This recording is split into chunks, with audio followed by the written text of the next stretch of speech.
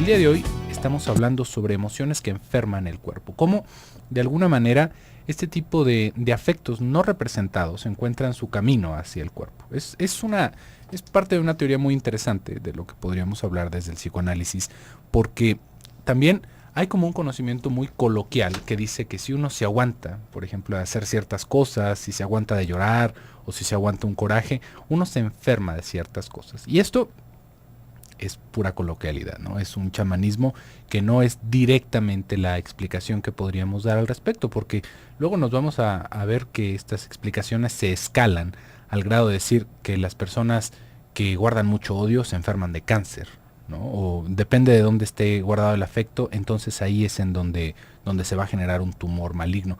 Y esto ya, como le digo, ya es una cosa chamánica. Esto no es algo que pudiéramos entender que sucede desde el psiquismo, ¿no? Esto muchas veces nos vamos a dar estas explicaciones y es más, escuche a los niños. Los niños dan este tipo de explicaciones. ¿Por qué? Porque es esta manera de pensar como más totémica, como más arcaica. Por ejemplo, el otro día escuché de un niño que traía un calenturón porque le dio gripa, pero un calenturón grueso, le estaba dando fiebre y el muchacho era un niño como de unos 8 años aproximadamente, estaba sudando profusamente, mucho.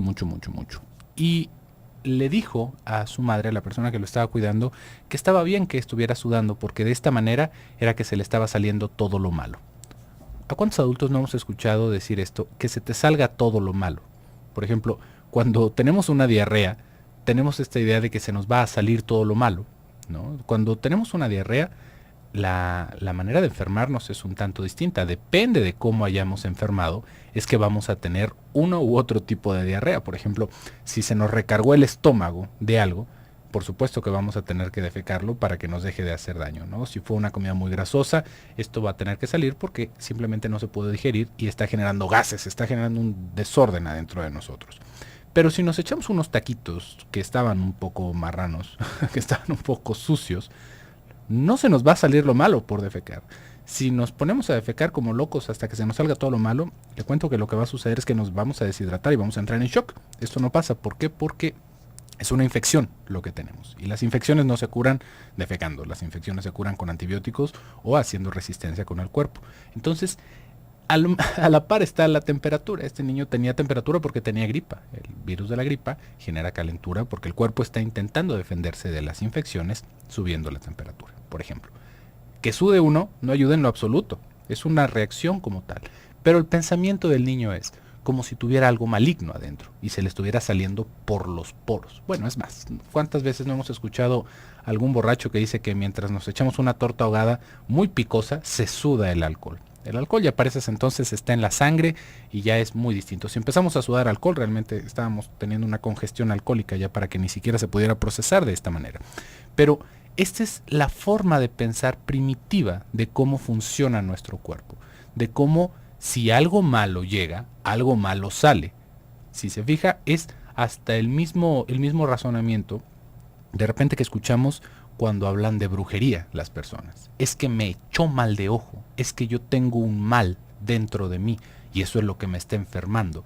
Esto es una manera de explicar primitiva de lo que está sucediendo con nosotros, ¿no? El pensar que hay algo que me puede invadir y me está haciendo daño, lo podríamos entender, por ejemplo, desde la teoría kleiniana, que habla del pecho bueno y del pecho malo, ¿no? Como el niño, con todo el odio que siente, genera esta expectativa de que el exterior lo está dañando. Y por eso es que de repente vemos que los niños, si pasan mucho tiempo sin comer y de repente llegamos con el biberón o con la teta, los niños lo vomitan.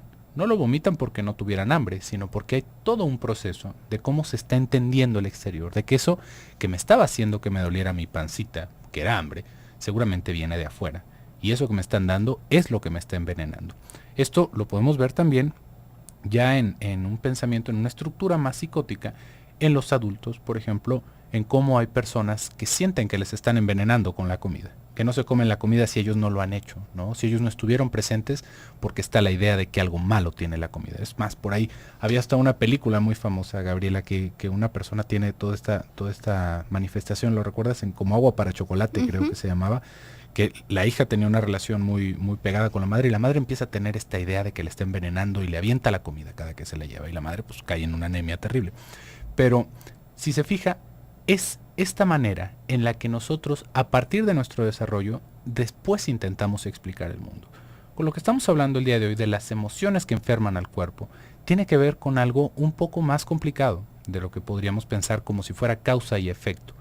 Hay ciertos afectos, ciertas sensaciones, que al no encontrar su salida por el lenguaje, pueden llegar a afectar los órganos. Nótese, a afectar los órganos. Esto no quiere decir que nos vayamos a generar una enfermedad en específico.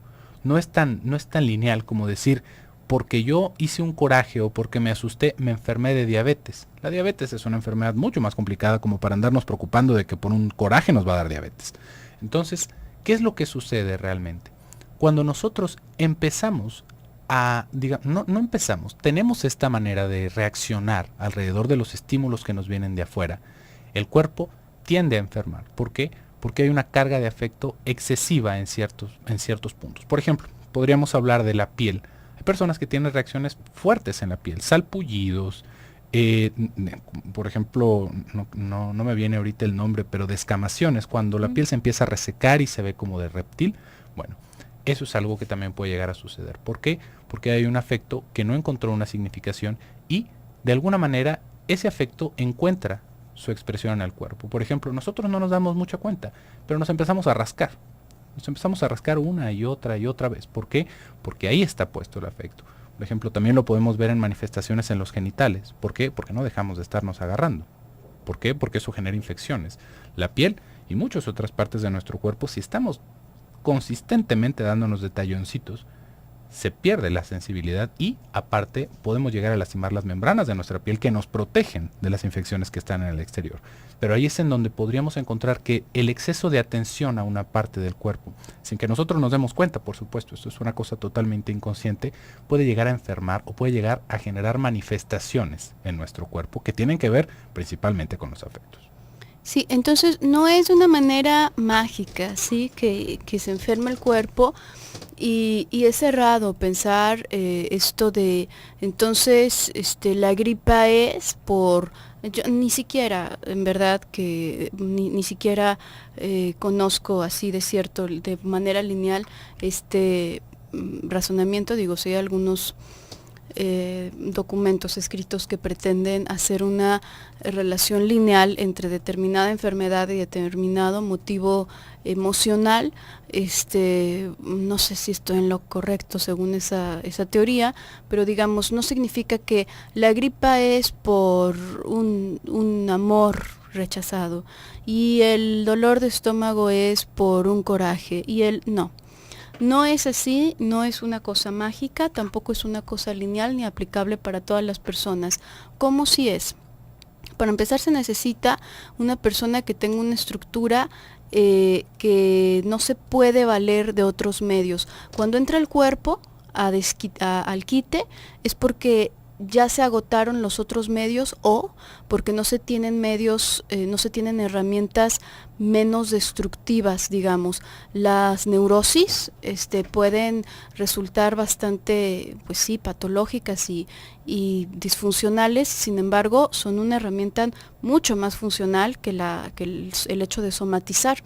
Entonces, o es una persona de entrada que en su estructura no cuenta con estas otras herramientas, con estas nuevas herramientas, o es una persona que ha sufrido un acontecimiento que le hizo que rebasara todas las demás herramientas que tenía y entonces se tuvo que ir a las más arcaicas, tuvo que retroceder y empezarse a valer de las más arcaicas. Entre las herramientas más arcaicas está la psicosomatosis. ¿Y de qué depende? Todos nosotros tenemos voy a decirlo de manera como para ejemplificar, una especie de talón de Aquiles. Hay personas que tienen una predisposición estomacal, una predisposición, depende del lugar en el cuerpo. Regresando al corte, ahondamos un poquito más en esto para explicar bien de qué se trata.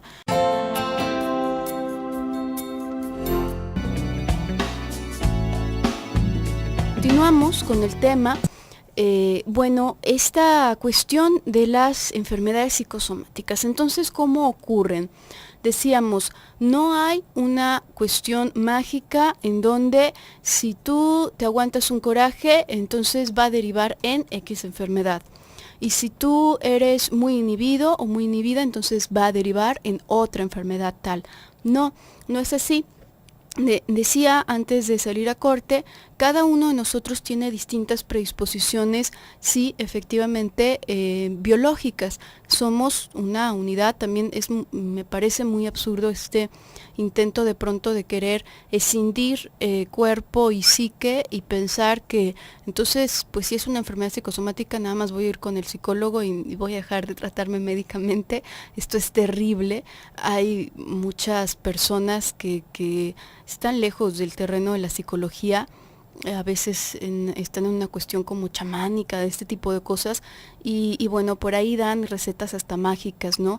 Y me parece bastante irresponsable porque, bueno, es importante que la persona también vaya con un profesional de la salud física, no nada más que se revise en lo anímico, ¿sí?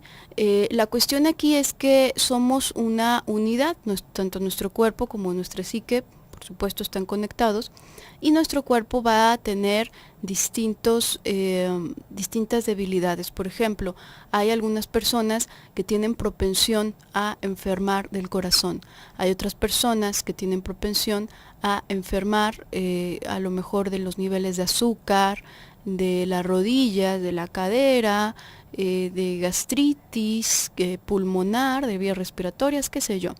Entonces, cuando esta angustia sobrepasa y queda absorbida por el cuerpo, lo más obvio es que va a quedar absorbida por la parte más frágil de tu cuerpo. Entonces, si tenías una predisposición a, esto se le va a recargar al cuerpo y va a recaer sobre de ese órgano que tú tengas ya más frágil, a lo mejor por herencia, a lo mejor por genética. Eso no quiere decir que únicamente hay que tratar el órgano. Yo decía que esta es un derivado muy lamentable porque además de que, bueno, se empieza a dejar ver la pulsión de muerte ya como en pleno éxtasis prácticamente, porque de verdad la persona empieza hasta en lo concreto a destruirse, empieza a hacerse daño, a consumirse de su cuerpo. Además, la persona que está en este nivel difícilmente, pero de verdad difícilmente va a buscar ayuda psicológica, porque justamente la función que tiene en su psiquismo, el hecho de utilizar el cuerpo para derivar la angustia, es desentenderse de que hay cualquier clase de problema en lo mental. Entonces esta persona se va a convencer una y otra vez que es únicamente porque está mala de la rodilla o porque está mala del corazón o porque está mala de X cosa, y sí, puede atenderse con 1,000,000 de médicos, pero va a resistirse demasiado a tener acompañamiento psicológico. Incluso a veces llegan, bueno, pues ya como porque ya le dijeron cualquier cantidad de médicos, oye, pues sí, pero sigues recayendo y sigues recayendo, a lo mejor sería bueno que fueras con un psicólogo, y a veces llegan como desganados, ¿no? Y como más a fuerzas que de ganas, incrédulos, y también se hace muy difícil el trabajo porque están constantemente incrédulos. ¿Y esto qué? O sea, yo vengo aquí para qué, como ¿se me va a quitar mi enfermedad del corazón o qué?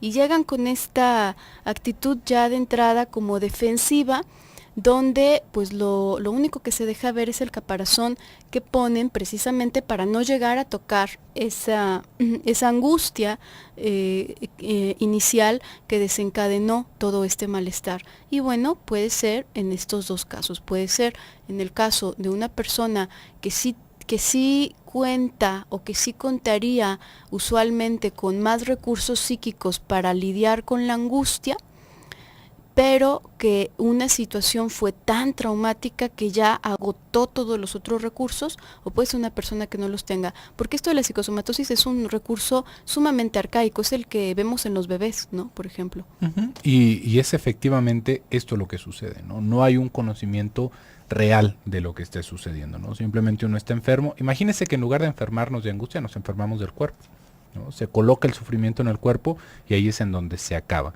Ahí es en donde realmente ni la medicina funciona, ni la parte psicológica, si no somos realmente como constantes, también podría llegar a funcionar, ¿no? ¿Por qué? Porque está totalmente desconectado de los afectos.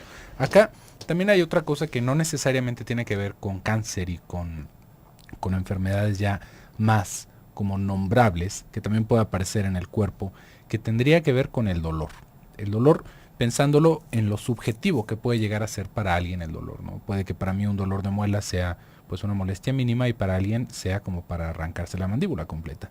Entonces, acá es en donde muchas veces podemos encontrar como esas, ¿cómo lo podríamos decir? Como las pistas, como esas migajitas de pan que nos puede ir dejando el psiquismo de que ahí algo está mal, ¿no? Cuando tenemos este tipo de dolores que no sabemos por qué son, ¿no? Me duele la pierna. ¿Qué parte de la pierna? La pierna en general. ¿Toda la pierna? Sí, toda la pierna. O me duele el cuello. ¿El cuello qué parte? Todo el cuello. Ahí nos vamos a encontrar con otra manifestación también de todo lo que tiene que ver con los trastornos psicosomáticos, que tiene que ver más bien con cómo la angustia, en lugar de sentirla como angustia, nos empezamos a torcer.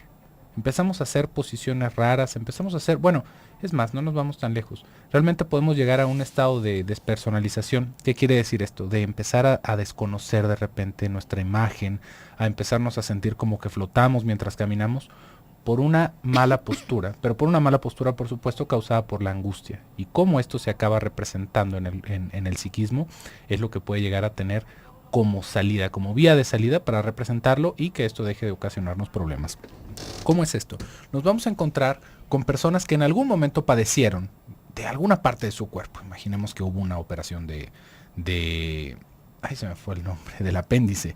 Una operación del apéndice y que queda la idea de que desde entonces yo no puedo hacer ejercicio. Desde entonces me duele la piel, me duele el cuerpo, me duele esa parte. Algo debe de haber quedado mal, algo me deben de haber puesto mal, que hasta el momento, y ya nos damos cuenta de que eso fue hace 15 años o más, algo debe de estarme sucediendo. Pero, ¿qué pasa acá? Ya habíamos hablado mucho de cómo la angustia busca prenderse de las cosas que están a su alrededor, ¿no? Nosotros empezamos a sentir angustia porque por nuestras propias pulsiones, por nuestros propios deseos inconscientes, por todo lo que tiene que ver con una vivencia traumática, ahí se empieza a generar ese afecto. Es como si fuera una energía que no se puede prender a nada y que nos empieza a hacer sentir mal.